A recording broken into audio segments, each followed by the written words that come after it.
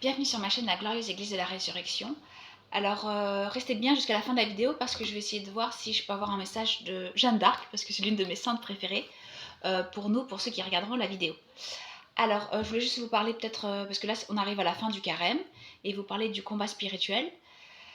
Alors, c'était une notion avec laquelle je n'étais pas familière, mais je me suis intéressée à la question, et en plus, d'ailleurs, j'ai fait une formation pour...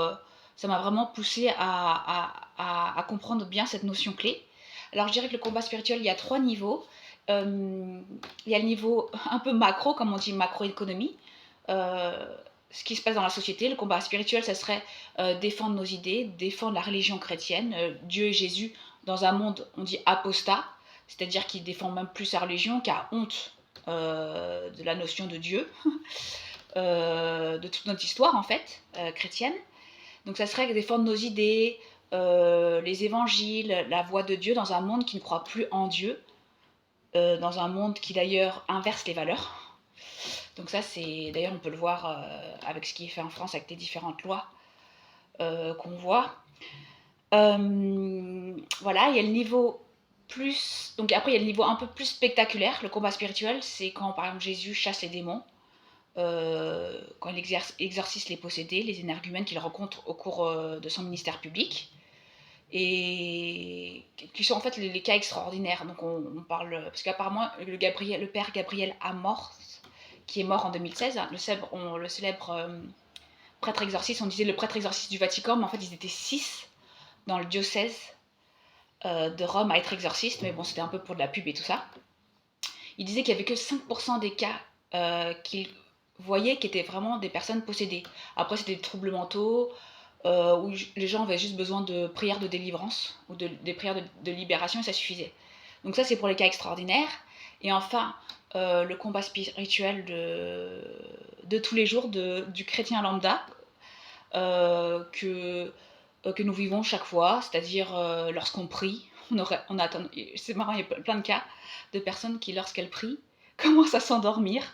Donc là, c'est un peu l'action du démon pour pas qu'on puisse prier. Qu'est-ce qu'il y a d'autre? Toutes les diverses tentations pour nous éloigner de Dieu et pour pécher. Quoi d'autre dans les luttes intérieures?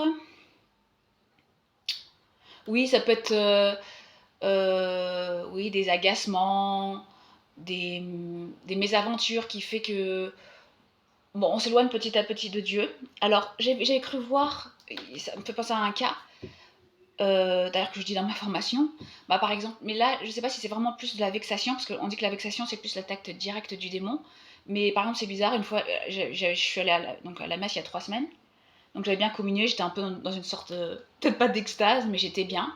Et en rentrant, pour me prendre un déjeuner de famille, je me suis foulé la cheville. Alors c'est vrai que il avait pas mal plu et que les trottoirs en banlieue sont pas très droits. Donc j'ai juste été peut-être, comment dire, inattentive, mais c'est un peu bizarre que juste après la messe, bon, cela me soit arrivé. Donc là, au vous aussi de faire le discernement, parce que tout n'est pas du démon, mais aussi il faut pas non plus complètement l'occulter de nos vies, quoi. Je veux dire, comme s'il n'existait pas. Donc là, c'est un autre extrême. Donc il faut jongler entre les deux, savoir si ça vient du démon ou pas du démon. Donc il y a un juste milieu. Ça fait penser aussi à une paroissienne, en tout cas j'avais entendu quand j'étais allée voir, j'étais allée visiter la croix de Dozulé, vous savez, en Normandie. C'est Jésus qui est apparu qui a fait plusieurs apparitions pendant plusieurs années à une couturière normande, qui avait demandé l'érection d'une croix, mais immense, je sais pas, je pourrais plus vous dire, de 300 mètres d'eau, etc., plus grand que la Tour Eiffel. Donc effectivement, bon, c'était dans les années 70, donc bah, ça ne s'est pas fait, donc il y a juste maintenant une croix que de 10 mètres. Et il y avait une dame qui m'a raconté qu'il y avait une des paroissiennes qui était fidèle, une grande fidèle, et qui allait souvent à l'adoration, par exemple, les nuits et tout ça. Et elle, ce qui lui arrivait, donc peut-être c'est vrai qu'elle était fatiguée aussi, bon, c'était 3 heures du matin, et elle avait un mari handicapé, affaibli, qui avait une maladie. Et quand elle est sortie de la messe, pas de la messe, de l'église, elle a chuté dans les escaliers et elle s'est fait hyper mal. Du coup, depuis, je sais plus, un mois, elle pouvait plus venir à l'adoration. Et en fait, quand elle m'a raconté ça, cette dame, je trouvais ça un peu bizarre. Bon, après, vous me direz, c'est vrai que c'était la nuit, etc. Mais 3 heures du matin, c'est une heure symbolique.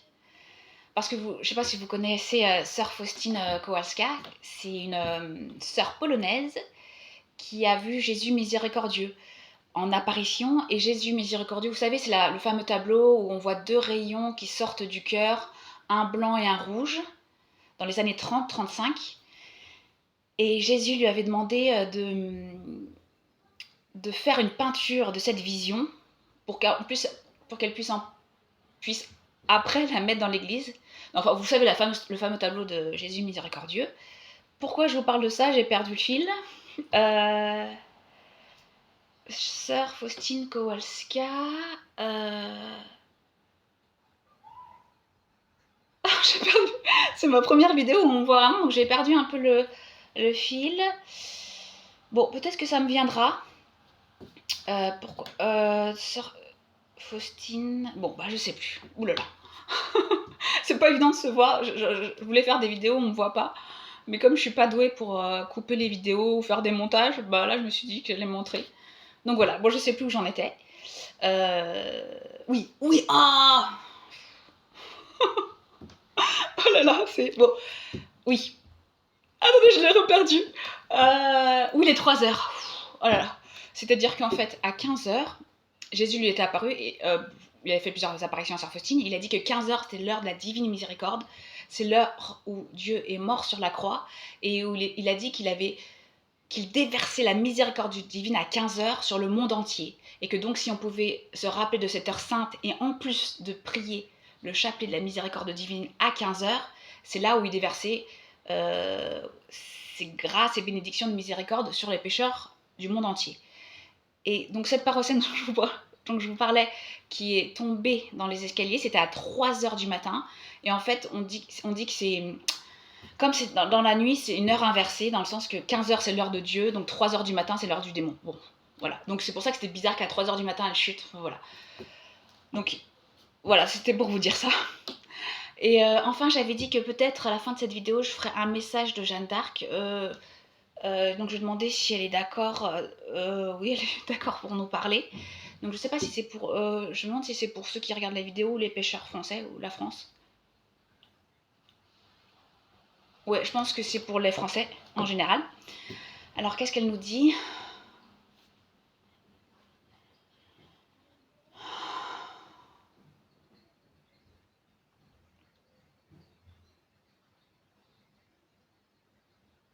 Donc elle dit qu'elle est très reconnaissante pour tous les Français qui ne l'oublient pas et qui mettent une bougie pour elle dans les églises. Parce que c'est vrai que, ou même dans les cathédrales, j'en ai vu une il n'y a pas longtemps à la cathédrale de Laon. Et souvent il y a des chapelles pour les différents saints, et là il y avait une chapelle de Jeanne d'Arc, donc c'est pour ça que ça me fait penser qu'on peut mettre une bougie à son intention, mais pas partout, parce qu'il n'y a pas de statue de Jeanne d'Arc partout. Donc voilà, qu'est-ce qu'elle dit d'autre?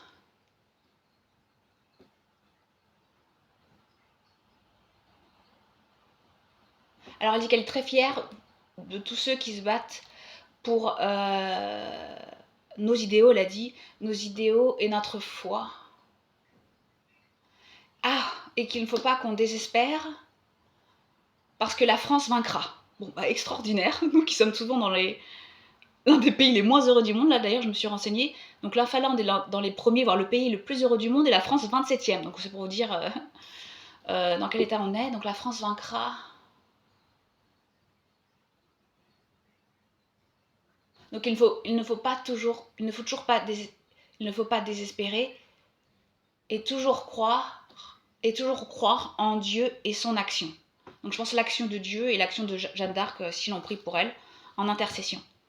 Donc voilà, pour cette vidéo, n'hésitez pas à mettre des commentaires si vous avez des questions, ou si vous avez une idée d'un autre saint à qui on pourrait demander s'il a des messages pour nous, des questions pour un autre saint, un de vos saints favoris, à liker ou à partager la vidéo, ou à vous abonner tout simplement.